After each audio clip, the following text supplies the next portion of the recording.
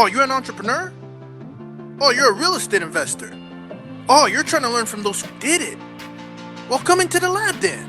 Put your white coat on, gloves on, notepad, and let's build, y'all. Real estate experiment. What is happening, y'all? Today, we have the pleasure of having Lisa Hylton in the lab with us. Lisa, welcome to the lab. We're super overdue. I know we've been talking about connecting. We talk about the importance of social media. That is where we did our path did cross. But I certainly did not want to let the serendipity go to waste because you have a very respectful background with you being, again, the Level Up Real Estate Investment Podcast host. And of course, you are a syndicator, you're a real estate investor as well. And you have a specific niche where you are specifically looking for women to invest with you as well. But you do have a really unique background where you actually come from the private equity side as a controller in the corporate world. And you kind of made that transition, which I'm very excited to hear about. So first of all, welcome to the lab. What is going on? Dialing in from Los Angeles. What's up? I'm good. I'm excited to be here. Thank you for having me. Absolutely. Absolutely. So let's talk about, so now it seems that you've kind of transitioned most recently. So if you and I, if I take that flight to LA and I cross paths with you in the airport and I meet you and I greet you and I say, hey, what do you do for a living? Or like, what keeps you busy? How do you introduce yourself these days? Yeah, so I introduced myself as a real estate investor, real estate syndicator. I think I probably need to get better at introducing myself, but typically I'll say I'm a real estate syndicator. And then if people push further, I'll say, I'm a real estate investment manager. So I manage investing in real estate. So that's what I do. Okay, so if I were to follow up on that, I'm like, okay, excellent. So, I know you have a pretty interesting story because real estate investing, part of what we talk about in a lab is the reason why we even have this show is because there's real estate, which is this huge umbrella. And then it's like, okay, underneath those pillars, like what kind of real estate are you investing in? Right. What would you then tell that person? Yeah. So I invest specifically in commercial real estate, and diving deeper, my specific focus is multifamily. I do also like other asset classes. Self-storage, primarily mobile home parks, secondly, and industrial. Those are the three others that I also like as well. But my primary focus at the moment has been multifamily. Okay, excellent. So multifamily, now within in itself, multifamily, there's another layer deeper of asset class, class A, class B, class C. So talk to us about what you typically go for. And then when you say real estate investor, someone asks, are you running your own fund? Are you a passive investor? Where do you go there? Because I know you've had experiences in both, actually. Primarily, you've had a lot of passive, and as well, you've had your own as a GP as well. So when you're doing this, when you're investing or you're syndicating, what kind of asset class are you typically pulled towards within the multifamily umbrella? Yeah, great question. So for me, I think it really starts with teams. So a large part of my journey I'm very conservative by nature. So I do like a lot of B and B plus. I like to play in the B space, but I will play in like an A minus as well as a C plus space. However, across the board, it really comes down to team. So when I am looking at partnering with sponsors. And this now comes to the second part of your question. Like I can partner with sponsors as a GP, co-GP. So I'll come in on their team. I'll do like maybe fractional CFO work with my CPA type background. So looking at analysis, on numbers, month over month, changes, looking for trends, that kind of stuff. Yeah. In addition to sort of raising capital and bringing capital to the deal. Or I might just create my own entity and come in as a limited partner into their deal. And typically that's like a fund of funds structure, also known as a special purpose vehicle. So investors are then investing into my entity, and then ultimately one entity then goes into the operator. In situations like that, typically you're bringing in larger amounts and then can negotiate better terms. And the spread is where, the fund manager is able to then make their compensation. So that's pretty much, sort of how it works. So yeah. Absolutely. I love that you went into that detail. So now I want to circle back a bit because I love that you kind of hinted it in there. In case you don't know, you do have that CPA background, and you work for some respectable firms like KPMG, PwC for quite some time. So tell us about that transition as to what kind of gave you that little insight. I know it possibly was within your corporate experience. You saw a little something about funds, private equity funds. Like, what was that? What happened? Yeah. What kind of planted that seed, or was it also externally you're interested or it fell into it collectively? Yeah, great question. So my story with real estate, well, funds, I'd always been in funds, I started my career in funds with PwC in Grand Cayman. And honestly, I didn't have a choice. Like in Grand Cayman, there's pretty much three industries. It's funds, insurance captive, which are funds that invest in insurance companies, or the third one is banks. So either you were doing bank audits, auditing banks, or you were auditing insurance captives, which are those funds that invest in insurance companies, or you were auditing regular funds, hedge funds, mutual funds, fund of funds, all of that stuff. So I didn't really have a choice. I started in funds because that's what was there. And I was in Cayman for 4 years. I then went to Boston for another 4 years, also doing more funds, alternative funds. So lots of hedge funds, more of everything like hedge funds, venture capital, private equity, a whole 9 yards. And then came out to LA, and I spent my last 2 years with the firm out here. So a total of 10 years in public accounting. So more funds. Working for a fund manager out here on a variety of different fund vehicles, and then eventually left to go work for a fund manager. So I left public accounting to go work as a controller at a fund shop that raises funds.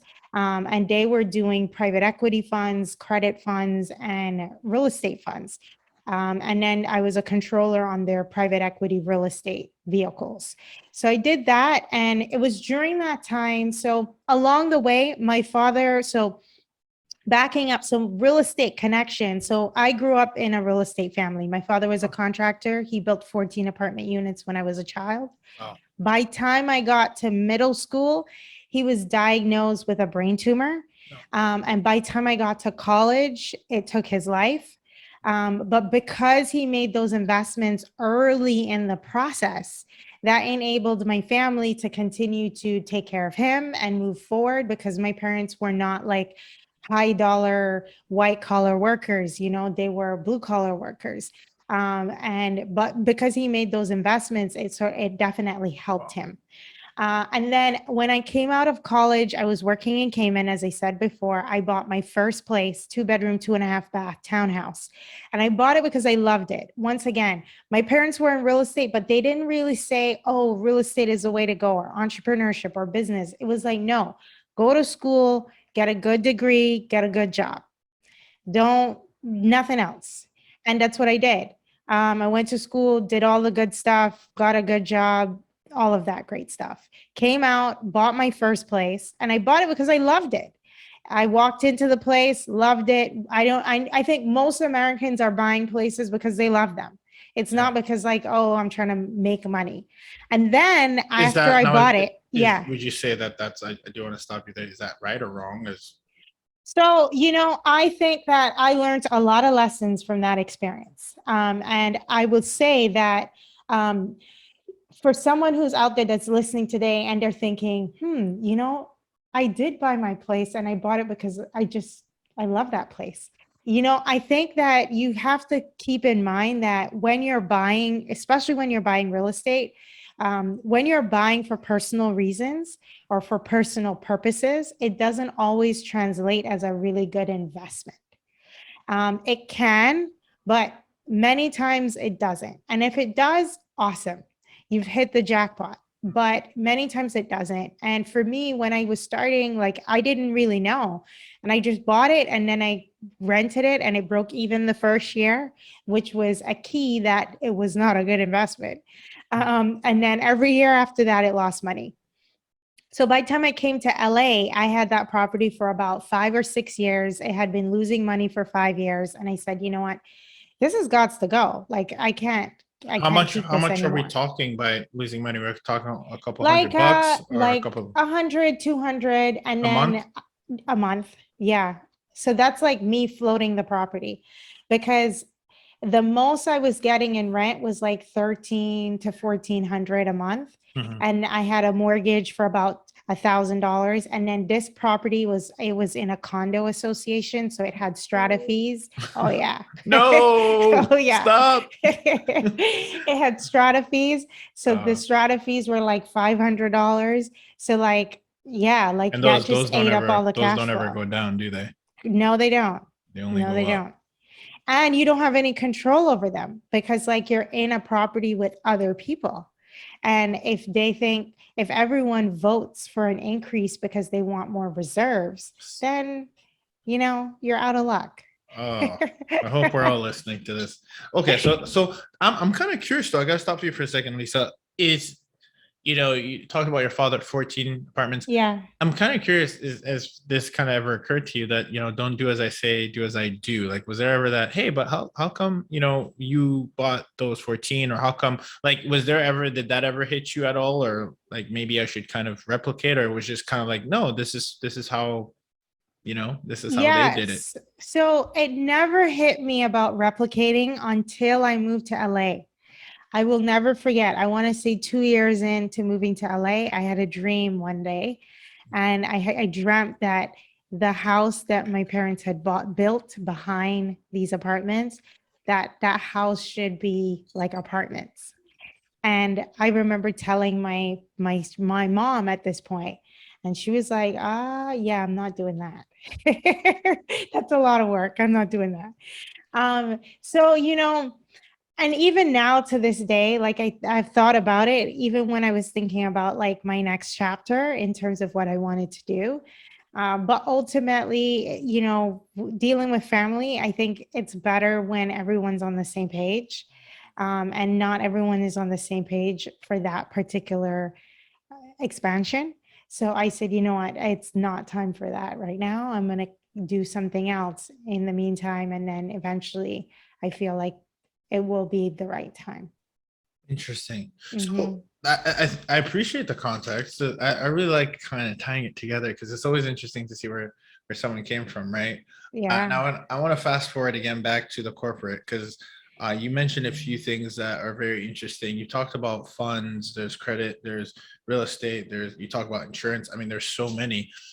Which one do you feel in the or I should ask this, do you feel that the way they run funds in the corporate world, or Mhm. with institutions, is it very similar to the way syndicators, or is it similar to the way you run your funds today, or is it very, very different? Um, it is similar a bit, but it's like funds on steroids because like you're just talking about way more zeros, Mm. and you're also dealing with more structuring because once you bring foreign investors into the mix, you just have structuring that's on steroids as well in order to help them with taxes and everything of that nature. But it definitely gives you a foundation. So when I approach syndication, um it's way simpler. Right. This is like it's like vanilla ice cream. Yeah. When you say structure, Lisa, can Mhm. you just, for those of us who are not familiar with what that might mean, can you Yeah. give us a little bit more detail of like what structure? I mean, it's Yeah. not a fun word to say, and it's not even like it's definitely not an easy process. And I'm glad you talk about international. So what is that, just for Yes. in layman So terms? lots of different entities. So like when you think about like a structure chart, hopefully that lands for people. So we would always have structure charts for funds, and there would be like a gigantic web in terms of like all the blockers that are set up and like REIT structures that are set up to help clean the money as it moves up the structure. So that way it's not taxed or it's very tax friendly. So this is all to help with just cleaning it up for taxes. So that way investors don't have to have a big tax burden once the money gets to them.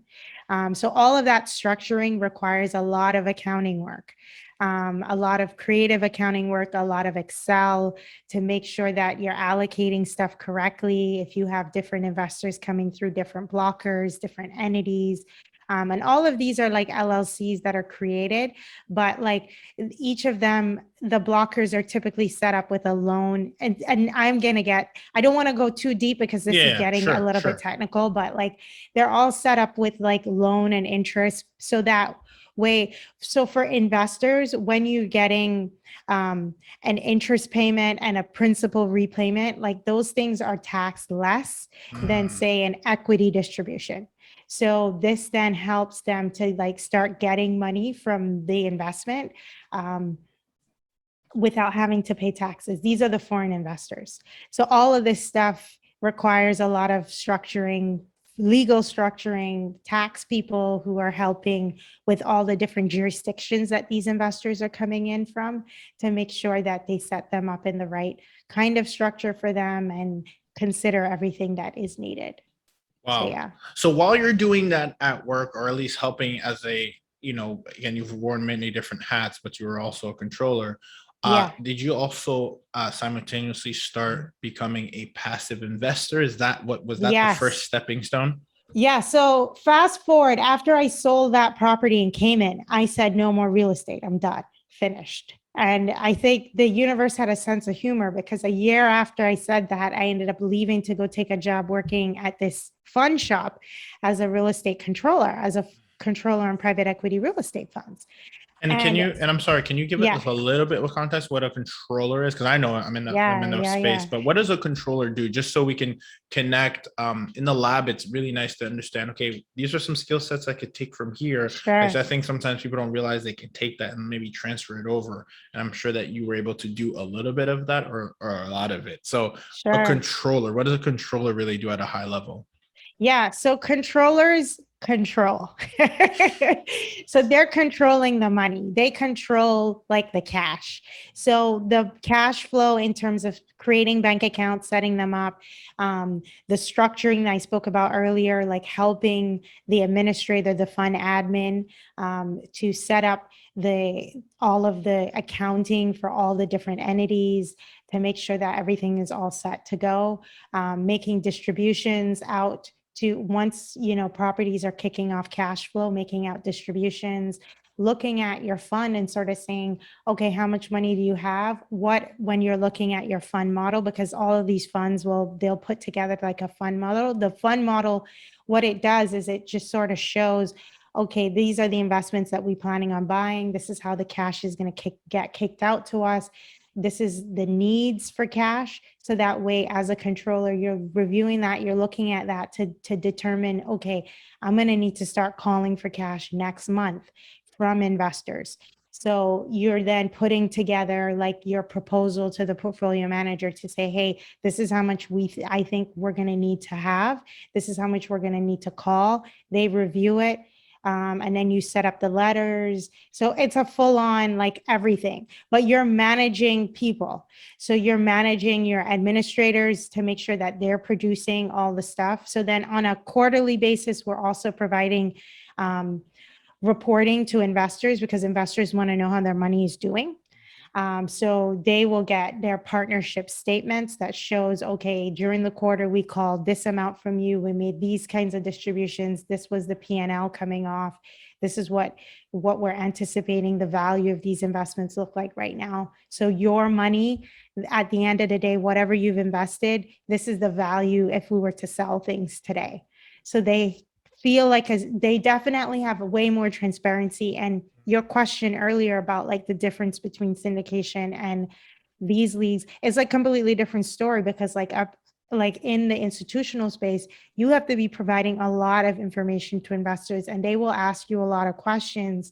And then you have to be answering, about like how values moved, like why did the value on this particular investment move this quarter? Like what was some of the things that were driving it? So then, so you know these kinds of things. Yeah. Yeah. So a lot of a lot of information to understand. And then on top of that, you have property level financials. You're not doing them, but the property is. So we're typically needing to analyze that data to understand, is the property holding on to money that they should be pushing up to us? And like, if they are holding on to that money, like, why are they holding on to it? So like being able to help. So you're really helping the portfolio management team because they're out there chasing another deal, or the asset manager like sort of helping, and they'll look into this stuff as well. It just depends on who's managing that particular asset. So yeah. Wow. So there's a lot of work. It's very intense, very detailed. Does this then make syndication for you like a piece of cake, Lisa? Well, from the perspective of doing this similar type of work for syndication, of course, but the role that I play in syndication is a little bit different. So yes, I can play that kind of role, which is a fractional CFO type work, but like I also play a different hat, which is I raise capital. And that is a completely different skill set. And that is also in the corporate space as well. Like we definitely have people who are raising capital for these funds. They are raising like $1 billion fund. So it's a whole different story. What are those guys called? Is that, and like, what is their role for that? Do you know in the corporate world? I love investor relations. And what is it? Are you just dining people out and taking them out and what is it? Is it actually? I don't know what it is per se, because I didn't work in that role, but I work with them because they would always come to us when investors have questions. So like if they have questions about any of the numbers, they'll be like, okay, let's go get the controllers involved. They'll help to answer this question. That's fascinating. So yeah. So what would you say has been the biggest challenge for you? Because now you're wearing a whole different hat. You have to start creating these investor relations in your new role. And I guess we could talk about it as whether you're a co or your general partner. Now you have to raise capital. Yeah. You're smiling as I'm asking this question. What has been kind of the biggest challenge for you transitioning into that, and give a little bit of perspective for us listeners so they understand? Yeah. Okay. So biggest challenge is moving from, the biggest challenge has been a couple things. One is but they're all connected to the same kind of seed. Okay. And that seed is, when you are working in corporate America, like your value is sort of like execution, and it's work. It's like taking action and doing the work and getting stuff done. And then I now have moved, like I've chosen that I don't want to just be in corporate America. Like I want to like build a business. So now you go from that to like being somewhat like a player, like someone who is like helping building teams and like understanding that you can't do everything yourself. So like you have to like hire other people to help you. And you have to get really clear on like what you're good at. Whereas in corporate America, I feel like as though the message was never about like, what are you really good at? It was more about like, how can you get good at everything? Like, how can you like get more efficient and more effective at just all of the things that you're doing like really fast. So that might be like creating systems and stuff like that. And not all the time were you in a position where you could hire. That meant you needed to get better at faster at like what you're doing, like using Excel more efficiently and stuff like that. Yeah.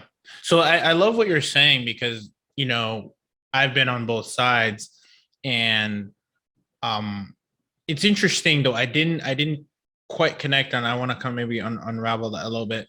I didn't connect with the part where you say, being well, I think you said it. Okay, it's interesting. I feel like in corporate, you're working in the silo, right? Like this is what you need to do. We need a bunch of subject matter experts.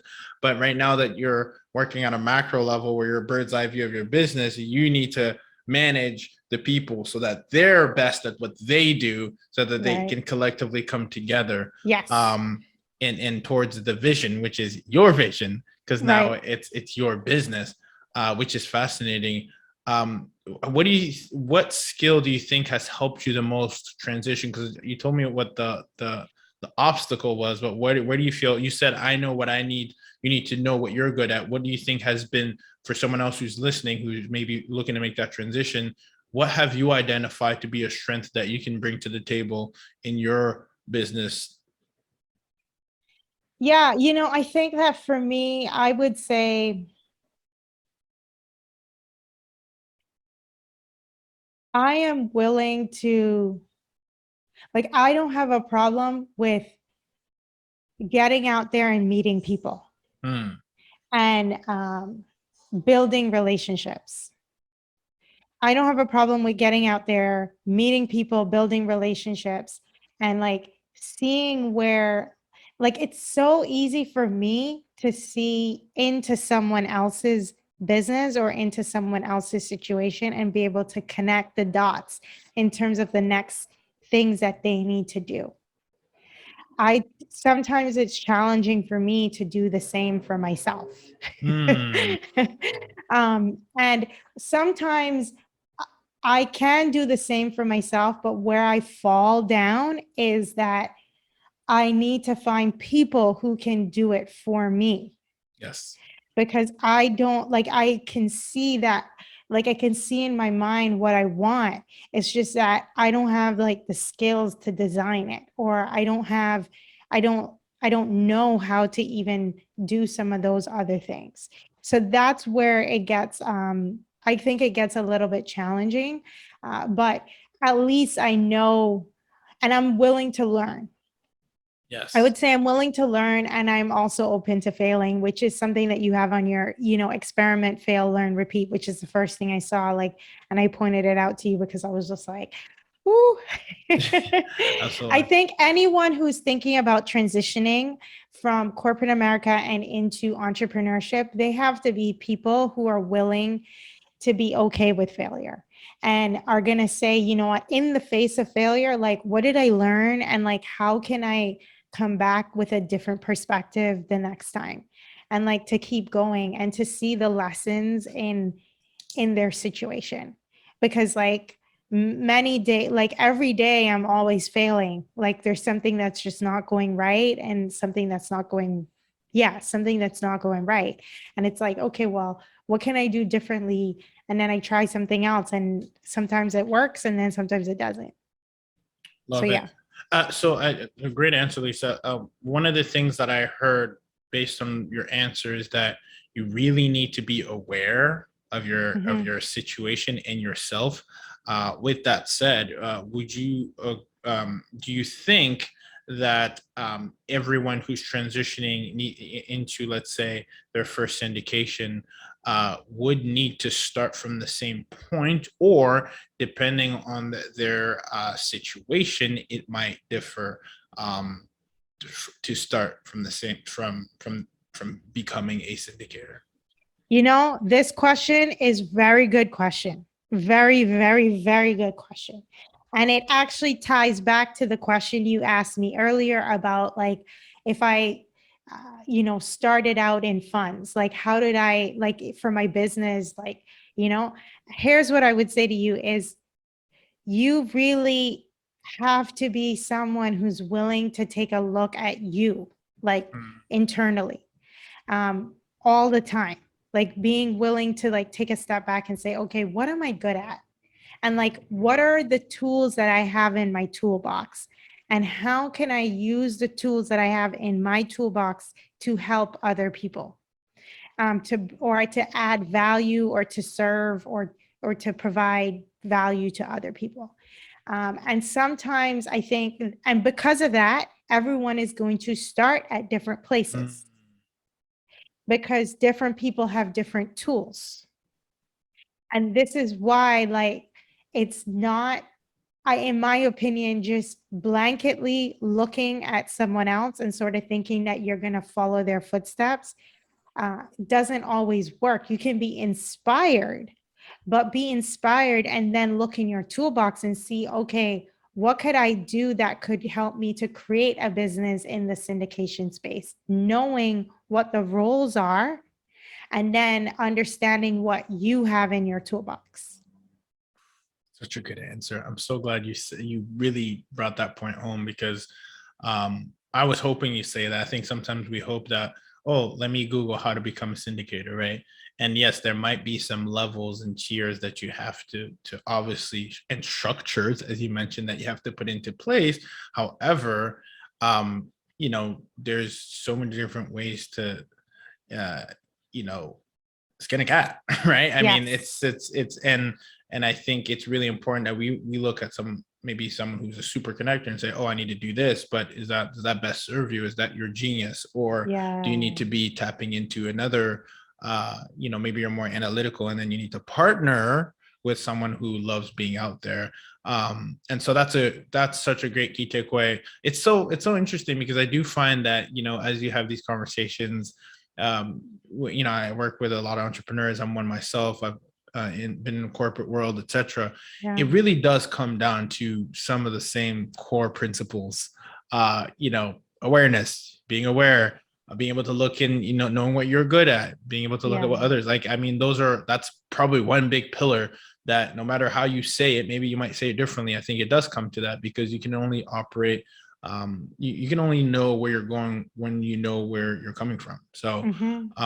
that's huge. So speaking of knowing where you're going, you're very strategic, or I would say you find a niche Hmm. in who you choose to invest with. You specifically work with busy entrepreneurs and business owners. Hmm. Why was that, coming from the corporate world, when you have all these connections as corporate, executives? Was that very strategic, where you're like, hey, I'm going to build a new bridge here and I'm going to tap into a new community? Or why specifically that? Yeah, that's a good question. What I found was I sort of took a look at who was attracted to me, Hmm. and I sought to make the process easy for me.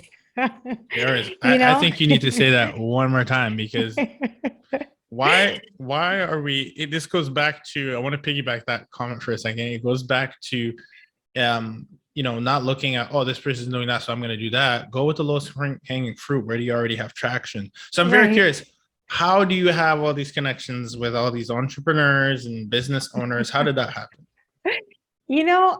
I can't say that I had a ton of connections with them. Yeah. I just noticed that when I was talking to people, they were sort of the ones who were interested in investing. And they were the ones who had questions, and they actually had pain. Like, many of them were in a situation where they were paying a lot in taxes, Yes. and they saw that real estate was a way in which they could invest in a way that wouldn't add to their tax burden. And when I was working with corporate, like the people I was, in the corporate space, I just didn't feel like there was much pain there. Let me just be honest. I really didn't. Like, it was a nice to have. It was like, oh, it sounds nice to invest in real estate. It's not like, you know what, I need to invest, because I'm not trying, like, I'm trying to build passive income or whatever. So and I'm not trying to deal with paying the government more taxes. I would like to, sort of build a portfolio that is tax efficient.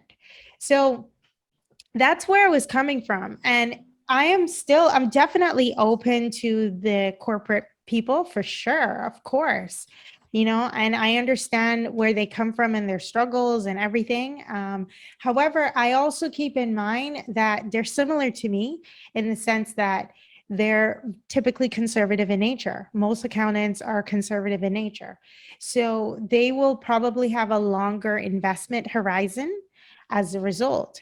And what I mean is, from learning about what real estate syndications are to the point at which they feel comfortable deciding to invest. And that's fine.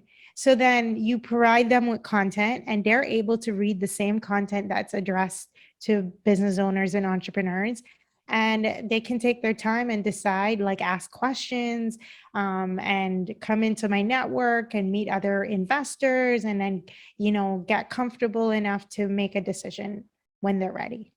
Oh, that's such a good key takeaway for business, right? It's not like, hey, I'm passionate in trying to help such and such people invest with me, when maybe that avatar isn't seeing the need in your Right. offer. And I think what you said is so key as entrepreneurs, because you need to understand what the marketplace needs. And I love what you said, because I'm surrounded in that circle of entrepreneurs, and they are the most entrepreneurs I work with have a high volumes of obviously cash flow and Right. income that they're making. And so it is for them way more of a necessity for them to Mhm. figure out a way to preserve or save on taxes and preserve their wealth. So that's very interesting, and I'm so glad, again, awareness, right, coming back Yeah. of your marketplace. It's interesting that you use the word longer. You said that CPAs would have a longer investment horizon, so as in like they would take longer to begin investing with you. Is that what you meant? That's what I meant. Like, I feel like for some people, it might take a little bit longer before Yeah. they make that decision because, like, especially people that know me, because they have to first um, get used to me being a real estate investor because they've always only ever seen me as an accountant. So it's like, oh, wow, Lisa's a real estate investor. Like they have to get a many touch points before they're like, oh, yeah, she is a real estate investor. That's so interesting, Lisa. I hear that a lot, and I don't even my mind rarely goes there. But is that like truly a thing that where you feel people associate you with a certain thing? Because I've switched things not many times. I have pivoted in the past, but I've also always heavily been with content as I've done that. But do you really think, for our listeners, that you people truly have this identity of like, oh, this is who you are? And because I've heard this now that you're raising capital, like, wait, Tony, like that guy is raising, right? Like Lisa the accountant. Are you truly, you've experienced that where people don't even, they Yeah. forget that this is what you do? Yeah, yeah, yeah, yeah. Yeah, for Oh, sure. that's But crazy. content helps Gotta so pump much. it out, Lisa. Pump it out, girl. Don't get Content cute. is a game changer. Content is a game changer because they see all this content and it's almost like people begin to like they now You're associate you, brainwashing them. right? So they've now moved to, oh, they just think real estate and Yeah. Lisa Yeah, all in you have one to line. rewire. That's such a good. I didn't even think we go there, but that is such a good point about branding. Like that's really what it Yes. is. I heard a good peer of mine say that branding is what people say when you're not in the room, and marketing Right. is how you want people to think of you. So they're two Sure. very different things, marketing and branding. Yeah. So that's fascinating. So now Lisa, the real estate investor, is working with entrepreneurs, business owners. Can you talk about it a little bit? Because this is now you're talking to my avatar, our listeners here. Yeah. What kind of ways can you truly help someone right now who has a business completely unrelated to real estate? What is the benefit to them at a high level? There are so many, but what would you say is the pain point that you said the marketplace is listening to you as the one who is coming to the rescue for these real estate I'm sorry, business owners and entrepreneurs? Yeah. So, a couple things. Number one, they also have time stretches. Real estate isn't their passion. It doesn't need to be their passion, but they're looking for a guide. They're looking for someone who's going to say, hey, listen, real estate is my passion. I want to help provide you with opportunities to invest in real estate, provide you with education to invest in real estate, and provide you with community to be amongst other investors to the extent that you want to network. Maybe you want to invest with other people in different types of deals, or maybe you just want to be in a community where other people are also investing and be able to get feedback on like it operators and et cetera, et cetera. So for me, I think that's one of the biggest things. And for me, I feel connected to that. So time, they're low on time, but they are at a place in their business where they want to invest because they are making really good money into their business. So they want to understand what real estate syndications are all about. No one wants to be taken for a ride. So they want to be able to look at things from an educational point of view and sort of say, hey, like, am I asking the right questions? Am I looking at the right things? What should I be looking at when a deal comes to me? And what if something isn't being provided, what is missing that that I haven't considered. So those are some of the things that I seek to help provide with guidance, is that I'm looking at this stuff every day. So I can come from a place of saying, you know what, I'm constantly seeing deals. And then I'm able to sort of say, hey, this is what I would recommend looking at. These are some of the questions that I would ask. And then helping people to get clear on what brings them to the party for real estate. Maybe it isn't taxes. Maybe they just want a whole other stream of income, or maybe they're looking for appreciation plays. You know, whatever the case is, like being able to provide that resource for them. Also, like just a like for me, I want when you come into my network and into my community that you're able to get connected to people that you would not have been able to get connected to if you weren't in my community. And I think that goes from investment opportunities to as well as just being able to connect with other people.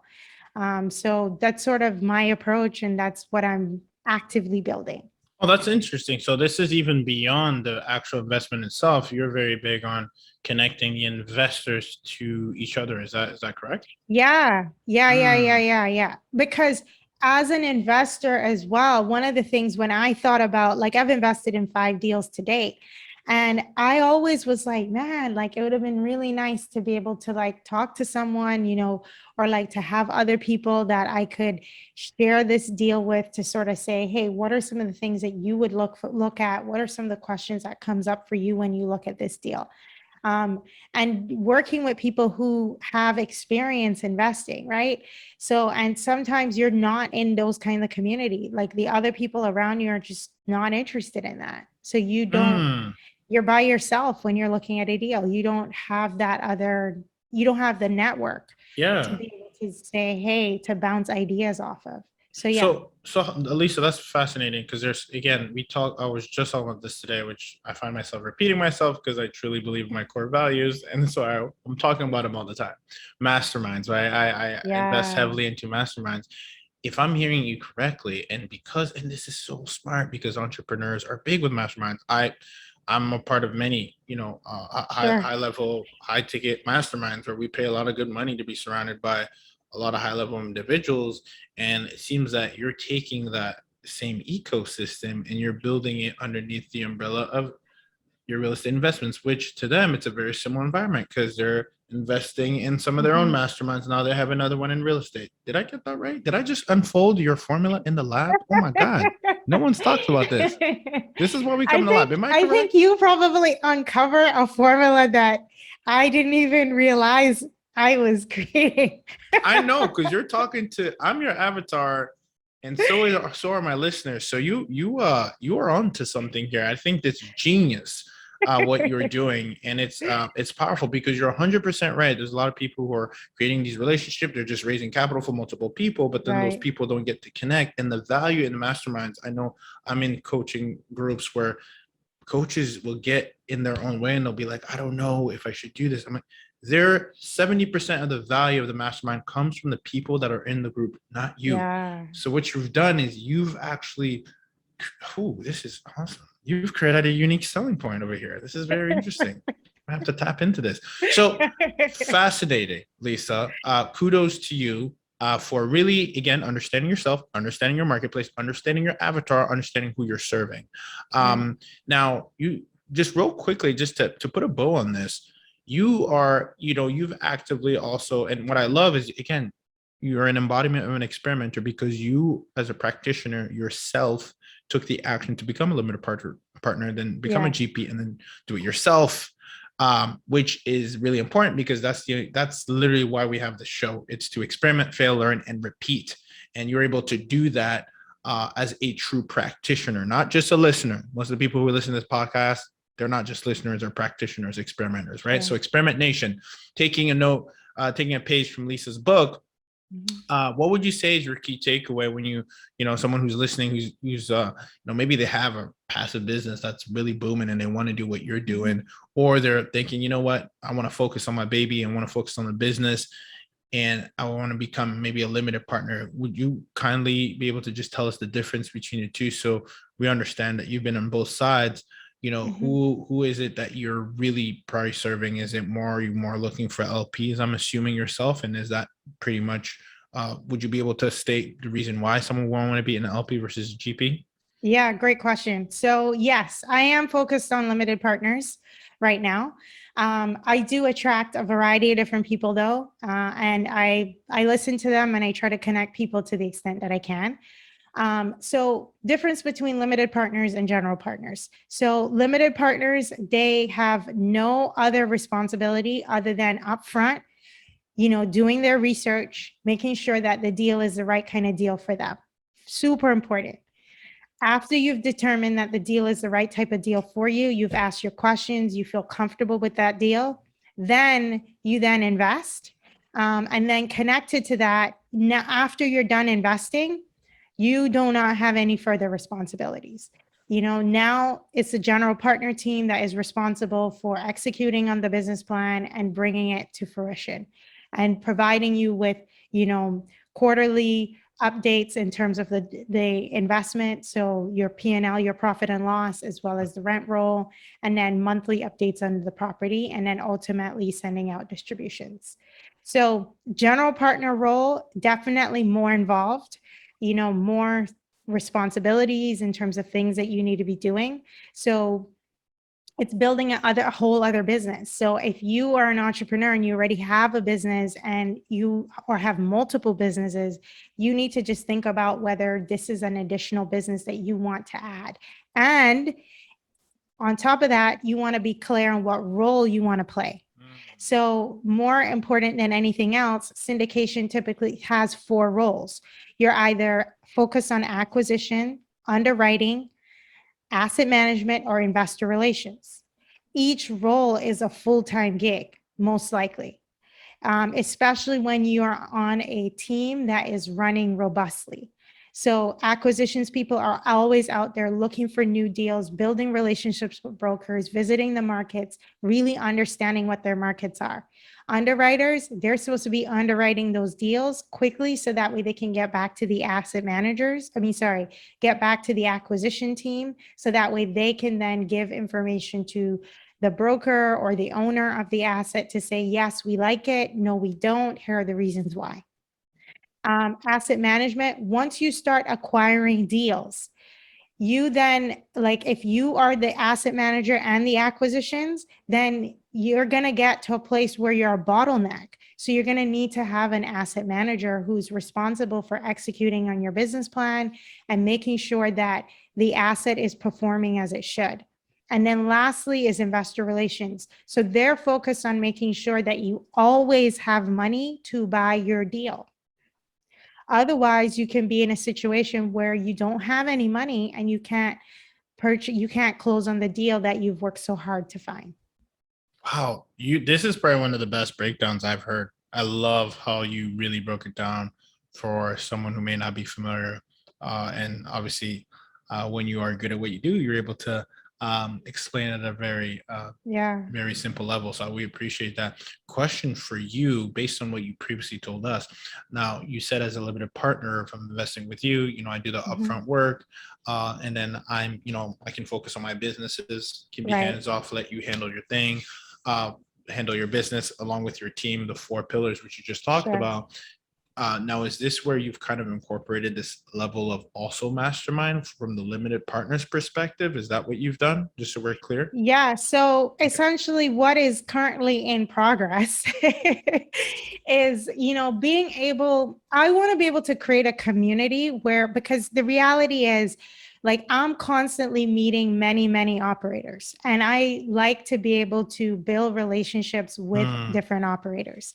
And for me, being able to create a community that is interested in investing in real estate, one, you're getting education. Two, you're getting exposure to operators that you just don't have the time capacity or, you don't have time capacity to be looking for all these people, networking, building relationships with them, doing due diligence on them.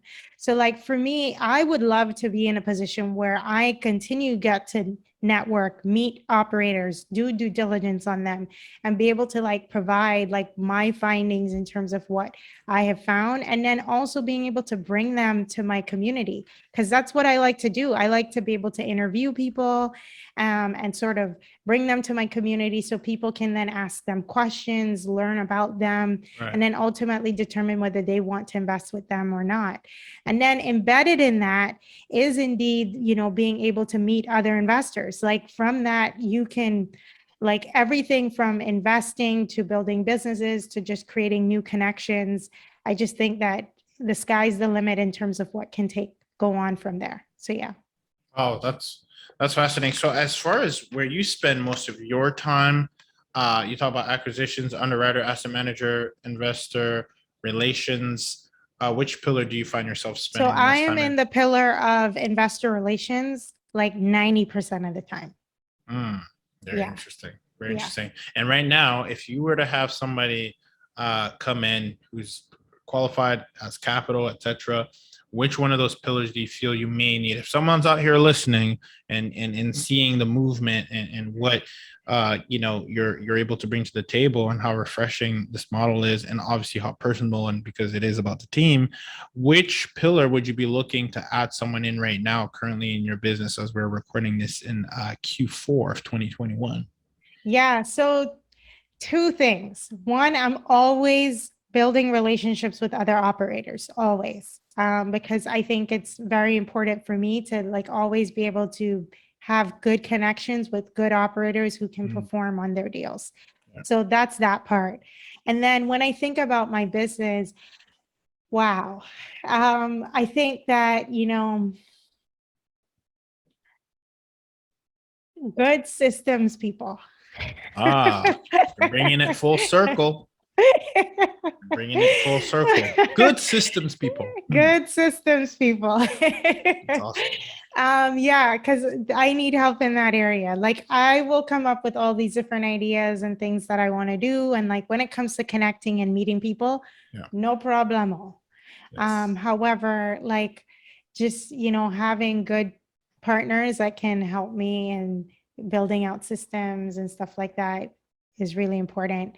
Repurposing all my content, which we were talking about before this too. So like Who would all do of that such a good thing? stuff. Who would do such a thing? Because I create tons of content, Yeah. but yeah. So this is even, so it's interesting because their content they're creating is for the business. So you're still looking at that as systems within the investor relations, or even at the entire, you know, when you say that, are you specifically talking about investor relations? The content itself. Oh, not even so much content. You did mention the word systems. You need systems in your business. So That could systems. be, yeah. So yeah, so systems, wow, like oh my goodness, like everywhere. Like yeah, because everything that you're trying to create is better when it's systematized, in my opinion. No. Like This is a fact. I co-sign that. So there you go. It's just better. Don't even talk yourself out of it if you're listening. It is a must. Any business that is operating at scale, and doing and having a true impact in the marketplace relies on a system. Yes, 100%. Success is a system. So yeah.